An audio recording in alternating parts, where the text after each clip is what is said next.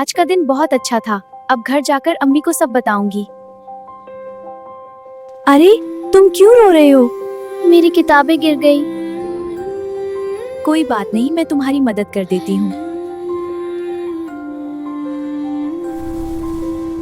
मदद मत करो, घर चली जाओ। ये तुम्हारा काम नहीं है। नहीं, मैं मदद करूंगी। एक छोटी सी तुमने मेरी बात नहीं मानी। नकी करना मेरी आदत है अच्छी।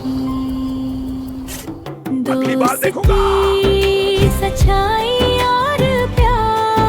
आप कहाँ हैं? सुनो सुनो, आज मुझे कुछ बहुत अच्छा हुआ। मेरा- मामा, मैं आ गई और आज मैंने एक बहुत बड़ा अच्छा काम किया। अच्छा, क्या हुआ मेरी जान? पहले सांस लो फिर तो बताओ। मैं स्कूल से आ रही थी ना मामा, के स्कूल के पास एक छोटा सा खड़ा था, उसमें पानी भर गया था। एक बल्ली बेचारी वहाँ फंस गई, बिल्कुल डर गई थी। ओह फिर? मैंने और हनान ने फौरन किताबें साइड पे रखे, जूते उतारे और उसे बाहर निकाला। हमें हमेशा नेकी करनी चाहिए, चाहे कोई हमें रोके भी।